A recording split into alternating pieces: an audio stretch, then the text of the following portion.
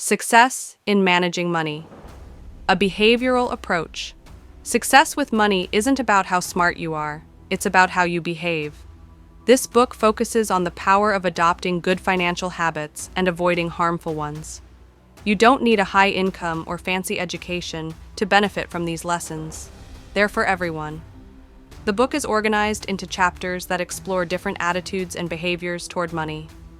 By examining how these behaviors affect personal finances, readers can gain a better understanding of their own habits and make positive changes. The key message is clear. Financial success comes from discipline, patience, and a willingness to adopt smart habits. The book presents 12 essential lessons to help readers improve their financial lives. These lessons cover important topics like avoiding overconfidence and thinking long-term about investments. By following the advice in this book, readers can build a healthier relationship with money and make steady progress toward financial stability. While success won't happen overnight, the principles shared here offer a solid foundation for long-term financial well-being. Lesson 1. No one is crazy. Everyone sees the world differently, and these views are shaped by personal experiences, values, and circumstances. Each person's perspective comes from their own small slice of the world, which may not reflect the bigger picture. Our experiences play a huge role in shaping our beliefs, often influencing how we think the world works. In fact, up to 80% of someone's worldview may be based on their own personal encounters. Education and open-mindedness can help, but emotions like fear, hope, and uncertainty are often more powerful than facts. For example, consider how low-income families in the U.S. spend an average of $400 a year on lottery tickets. To someone with more financial security, this might seem unreasonable, but for many low-income individuals, buying a lottery ticket offers hope, a chance to dream of a better future. Without walking in their shoes, it's hard to fully understand their choices. In the end, we all see the world through the lens of our own experiences. What might seem irrational to one person could make perfect sense to someone else, based on their life circumstances. Lesson 2. Luck and risk. Success isn't just about hard work. Luck and risk also play a big role in shaping outcomes. Take Bill Gates, for example. He attended Lakeside High School in 1968, one of the few schools in the world at the time with a computer. This opportunity existed because a teacher, Bill Dougal, worked hard to raise $3,000 for a teletype computer. Gates later admitted, "If there had been no Lakeside, there would have been no Microsoft." At Lakeside, 3 friends stood out for their interest in computers: Bill Gates, Paul Allen, and Kent Evans.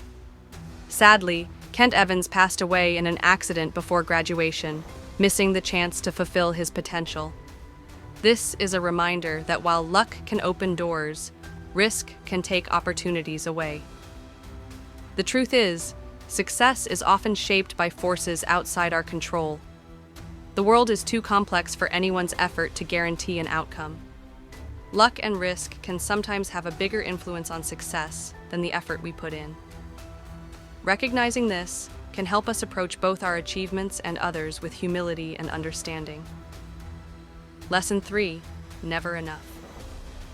At a party hosted by a billionaire, writer Kurt Vonnegut told his friend Joseph Heller that the billionaire made more money in one day than Heller ever did from his famous novel. Heller replied, "But I have something he'll never have, enough." The hardest financial skill is knowing when to stop chasing more. Many people keep moving their goalposts, comparing themselves to others and feeling envious. Capitalism is great at creating wealth, but it also fuels endless comparisons.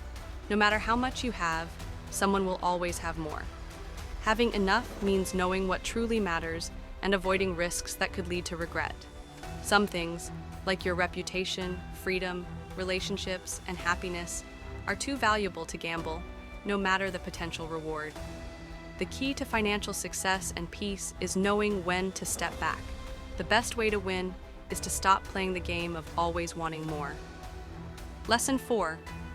The power of compounding. Warren Buffett's success isn't just because he's a great investor, it's because he's been investing successfully for over 75 years. His biggest secret? Time. Compounding works best when it has years to grow. The key to good investing isn't just earning high returns, It's earning steady, repeatable returns over a long period. Consistency and patience are what make compounding so powerful.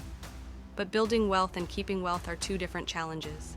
To build wealth, you need to take risks, stay optimistic, and seize opportunities. To keep wealth, though, you need a different approach. This requires humility and an understanding that success can vanish if you're not careful. A cautious mindset and smart risk management are essential to protecting what you've earned. In short, compounding thrives on time and consistency, but it also demands a balance between boldness and caution. Lesson 5. Getting wealthy versus staying wealthy. Venture capitalist. Michael Moritz reminds us not to assume that tomorrow will be like yesterday. Past success doesn't guarantee future success, so it's important to stay prepared and avoid becoming too comfortable. Staying wealthy requires a survival mindset, which involves 3 key principles. 1. Be financially unbreakable. Build a financial foundation that can survive market ups and downs, so you can stay in the game long enough for compounding to work. 2. Plan for uncertainty.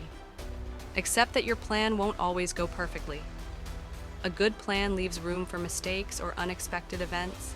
The more rigid your plan, the more fragile it becomes. 3. Balance optimism with caution. Believe in a better future, but stay alert to the challenges and risks that could block your success. Building wealth is about growth, while staying wealthy is about protection. Combining these mindsets is the key to lasting financial success.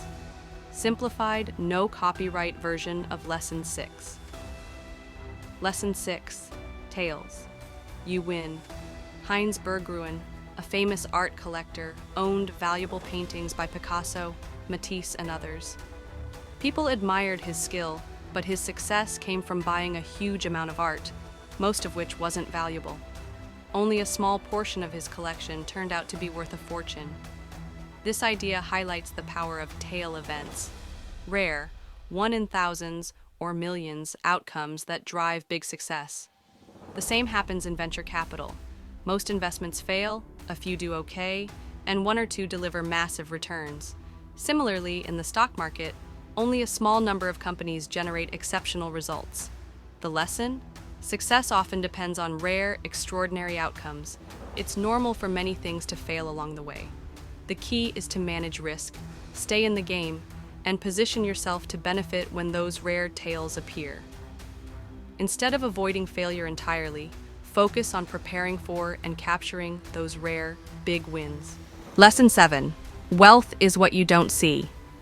Wealth isn't just about having money or possessions, it's about what you don't spend. True wealth is the money you've saved and kept, not the flashy things you've bought. Many people say they want to be millionaires, but what they really mean is they want to spend $1 million. Spending, however, is the opposite of being wealthy. The difference between being rich and being wealthy lies in how money is used. Rich people often display their wealth with big houses, fancy cars, and luxurious lifestyles. These are visible signs of high income. But wealth is usually hidden. It's the savings, investments, and financial freedom that come from not spending everything you earn. True wealth gives you options and security. It allows you to handle unexpected expenses or pursue opportunities without stress.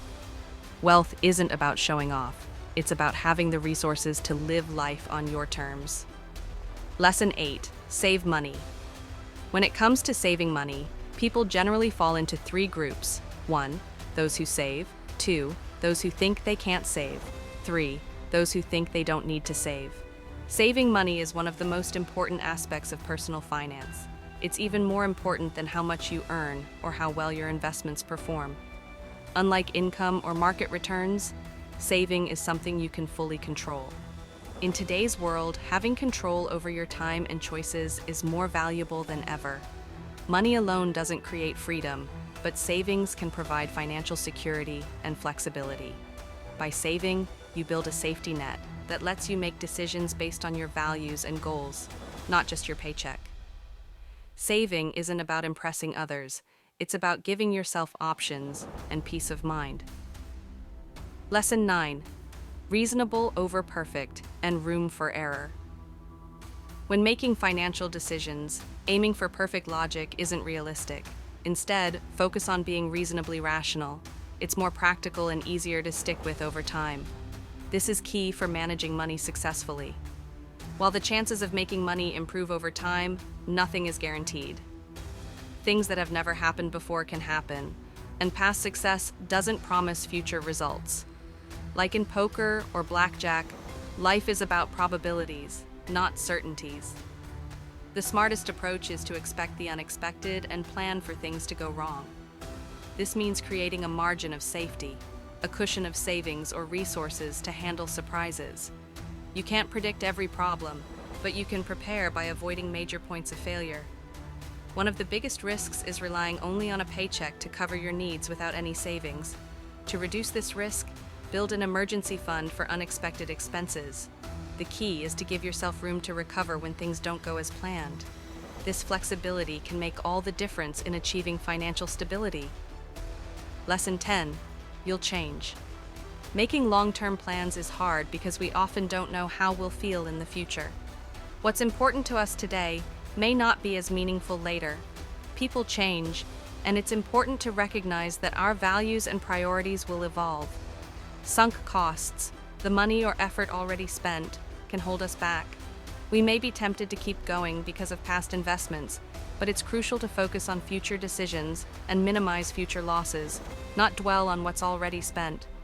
Successful investing often requires paying a price, but the cost isn't always in money. It also includes dealing with uncertainty, fear, doubt, and regret. Many investors shy away from this price and avoid investing altogether. Viewing market volatility as a fee for investing can help us accept the ups and downs. It's easier to manage short-term fluctuations when we keep a long-term perspective. The key to successful investing is understanding the true cost and being willing to pay it. By doing so, we can avoid being stuck by past choices and stay flexible for the future. Lesson 11. The seduction of pessimism. Pessimism is more common than optimism and is often seen as smarter or more realistic. Optimism, in contrast, is sometimes viewed as ignoring risks. This happens because humans are naturally wired to focus more on threats than opportunities. This tendency to focus on the negative helped our ancestors survive. It's an instinct that's hard to shake. For example, during the 2000s, rising oil prices made a new form of oil extraction viable.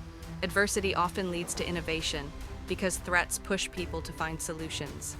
Yet pessimists tend to focus only on the negative aspects, overlooking how challenges often create opportunities. Progress usually happens slowly and steadily through compounding over time. But destruction can be swift. Single failures or sudden losses of confidence can happen in an instant. While overnight tragedies are common, overnight breakthroughs are rare. To succeed, we must find balance. Don't be blinded by pessimism or false optimism.